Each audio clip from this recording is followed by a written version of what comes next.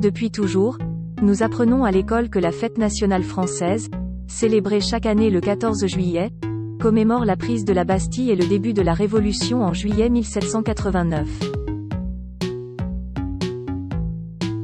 Mais ce n'est pas tout. Comme le site gouvernemental Vie publique, un autre événement fondateur de la nation est célébré ce jour-là, la fête de la Fédération, qui a eu lieu le 14 juillet 1790. Après la prise de la Bastille et l'effondrement du pouvoir central, des fédérations se sont créées dans toutes les provinces françaises pour soutenir les gardes nationaux.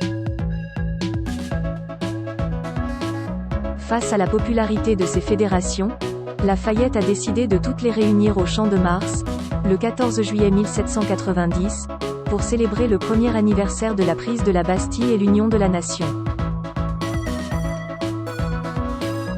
Pour l'occasion, le roi Louis XVI a prêté serment à la nation et une messe a été célébrée par l'évêque Talleyrand. Quel 14 juillet célèbre-t-on le 14 juillet? C'est la loi du 6 juillet 1880 qui a adopté le 14 juillet, comme jour de fête nationale annuelle. Mais le texte ne précise pas lequel des deux 14 juillet est célébré ce jour-là. La réponse se trouve en fait dans le rapport des débats parlementaires sur ce texte de loi. Alors que d'autres dates avaient été évoquées comme le 5 mai, ouverture des États généraux, ou le 4 août, abolition des privilèges, c'est le 14 juillet qui a été retenu.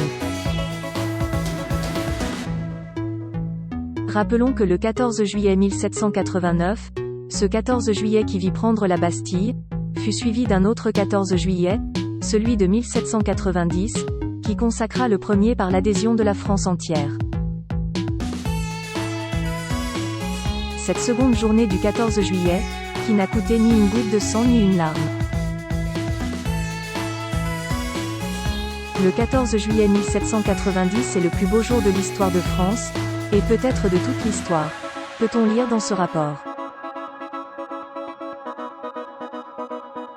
Chaque 14 juillet, nous commémorons donc en réalité ces deux événements marquants.